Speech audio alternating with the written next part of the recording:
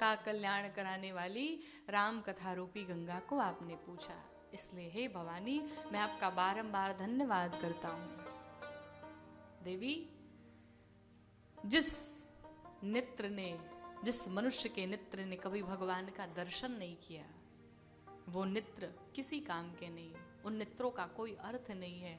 वो नेत्र बल्कि मोर के पंख पर बने नकली आंख के समान है, कोई मतलब नहीं जिसका। जिस व्यक्ति का सिर अपने ज्येष्ठ के चरणों में न झुके, अपने गुरुदेव के चरणों में न झुके, संत महात्मा के पुरुषों के चरणों में न झुके, वो सिर नहीं, कड़वी लौका के समान है। देवी, कुलिस कठोर निठुर सोई छाती, जो भगवान की कथा के प्रसंगों को सुन करके आह्लादित ना हो, प्रसन्न ना हो, उसका हृदय मनुष्य का हृदय नहीं बल्कि वज्र के समान है। जो ये कहे वही कथा तो हमने सुनी, कितनी बार सुने, लेकिन जो प्रेमी है भगवान का, जो कथा का रसिक है, आपको एक बार मूवी दिखा दी जाए तो आपको बहुत अच्छी लगेगी, तो दूसरी बार देख लेंगे, लेकिन आप उसे जीवन भर नहीं देख सकते। पर भगवान की लीला, भगवान का स्वरूप, भगवान की कथाएं ऐसी हैं जो आप कितनी भी बार सुनते रह जाएं, पर वो कभी पूर्ण होने वाली नहीं है, कभी मन भरने वाला नहीं है। और अगर मन भर गया तो समझो कृपा हट चुकी है आपके ऊपर से, आपका हृदय वज्र के समान है। देवी, जिन कानों ने कभी भगवान की कथा नहीं सुनी, वो कान कैसे हैं? का वो सांप का बिल है, वो मनुष्य के कान नहीं है। और अंत में बाबा ने इतनी प्यारी बात कही, कहा देवी कि जो नहीं करई राम गुण गाना, जी सो दातुर जी समाना। जिस मनुष्य की जिह्वा ने कभी भगवान का भजन नहीं गाया, उसकी जिह्वा दादुर की जिह्वा है। दादुर का अर्थ क्या है? अमर कोश में कहते हैं इसका अर्थ है मेढक। आप दिन रात जैसे मेढक चिल्लाता रहता है, वैसे आप भी चिल्लाते रह जाएं, कोई सुनने वाला नहीं होगा। जिसके जीवन में भजन होता है, जिसके जीवन में तपस्या होती, उसकी वाणी में बड़ा प्रभाव होता है। इसलिए आप कहते हैं ना कि ये मेरी बात नहीं सुन रहा है, किसी महाराज जी को बुलाएंगे, किसी संत भगवान से कहलवाएंगे, शायद उनकी बात मान जाए। क्यों कहते हैं? क्योंकि उनके जीवन में तपस्या है, उनके जीवन में अनुष्ठान है, उनके जीवन में जप तप है, उनकी वाणी का प्रभाव होगा। और दूसरा कहा चमगादड़। चमगादड़ को देखा है आपने? उल्टा लटका रहता है। क्यों? कहते हैं वो जिस मुख से भोजन करता है उसी मुख से क्षय होता है। अर्थात मल मूत्र इत्यादि का त्याग भी वो मुख से ही करता है। अब भगवान कहते हैं आप विचार करो भवानी, जिस मुख से भोजन उसी मुख से क्षय। जिस मनुष्य ने भजन नहीं किया उसका मुख चमगादड़ के जैसे है।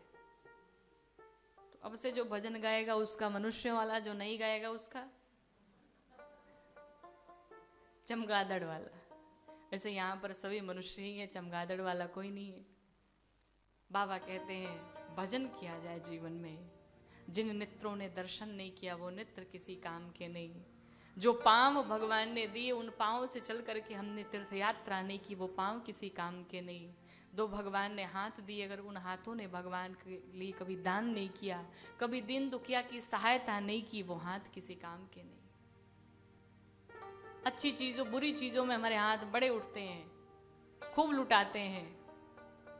अन्य अन्य कार्यक्रम होते हैं ना, कहीं नृत्य हो रहा है, कहीं कुछ हो रहा है, तो लोग गड्डियां लुटाते हैं ऐसे। लेकिन भाई अगर भगवान की कथा हो जाए, कोई अनुष्ठान हो जाए, कोई यज्ञ हो जाए, तो लोग इससे लगता है उनके पास है ही नहीं, फिर तो उनसे रिक्वेस्ट करनी पड़ती है। जीव अपना कल्याण नहीं चाहता है, और ये भ्रम इसीलिए है क्योंकि हम सत्संग से बहुत दूर हैं। आप अगर कहीं कुछ भी दान करते हैं, कोई सहायता करते हैं, तो वो सिर्फ आप अपने लिए करते हैं, न किसी दूसरे के लिए। जीवन में आप परिवार के लिए, लोगों के लिए चाहे कितने भी घर मकान बनवा लें, कुछ भी कर दे, पर जाने के बाद सबसे पहला काम आपका नाम हटाया जाएगा। पर अगर कहीं भगवान का मंदिर बना दिया, तो सदैव सदैव के लिए आपका ही रहेगा। वहां पर कोई नाम हटने की प्रक्रिया नहीं है। वो आपने अपने लिए किया, किसी दिन दुखिया की सहायता कर दी, वो आपने अपने लिए किया। और भगवान के चरणों में किया हुआ दान, कहते अगर 1 रुपए का दान हो तो वो देने वाला उसकी लाखों बाहें हैं। वो देता है तो रखने का जगह नहीं मिलता, रखने का स्थान नहीं बचता।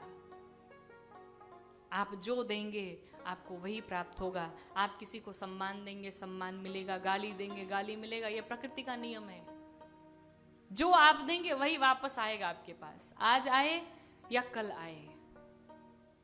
भगवान के चरणों में आप कुछ भी करते हैं तो ये सोच करके ना करिए कि दुनिया हमें देखे, दुनिया हमें जाने। ये सोच करके करिए कि हमारे भगवान हमें देख रहे हैं।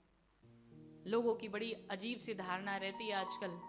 घर में कोई पंडित जी जाए, कोई आचार्य जी जाए, पूजन कराने जाए, उन्होंने अनुष्ठान करा लिया, बढ़िया विधिवत पूजन करा लिया, मंत्रोच्चार बढ़िया किया, आपके घर में सुख शांति संपन्न हो गया, सब कुछ आपको प्राप्त हो गया। लेकिन उसी आचार्य और उसी पंडित जी के लिए लोग जाते हैं दुकान पे, क्या बोलते हैं, महाराज हमारे घर पूजा चल रही है, दान करने वाली एक धोती दे दो। दुकानदार भी इतने सुन सुन के पक चुके हैं कि वो भी पूछते हैं कि ये बताओ पहनने वाली चाहिए कि देने वाली चाहिए।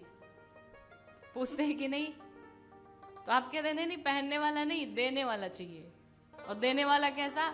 जो कूड़ा में डालने वाला हो, उसे कोई ना पहन पाए। तो आपके देने का फिर अर्थ ही क्या बचा कि आप किसी भी व्यक्ति को दे रहे हैं, किसी दिन दुखिया को दे रहे हैं, तो आप अपने घर का कूड़ा खत्म करते हैं कि चलो बहुत स्टोर हो गया, इसको खत्म कर लें। पर आप न दें किसी को, किसी की सहायता न करें वो चलेगा, पर किसी की सहायता करी तो हृदय से करिए, ये जान करके करी कि ये मैं अपने लिए कर रहा हूं। जो आप खुद ना पहन सके वो दूसरों को कैसे पहना सकते हैं?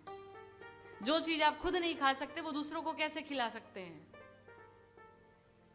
दान किया हुआ सदैव हमारे साथ में चलता है, हमारे विपत्ति की घड़ियों में हमारा साथ देता है। दूसरों का किया हुआ उपकार ही हमारे जीवन में हमें आगे बढ़ाता है। हमारे पूर्वज हमारे लिए जितना दान करते हैं, पुण्य करते हैं, तीर्थ यात्रा करते हैं, वो हमारे बच्चों के भी जीवन में पड़ता है।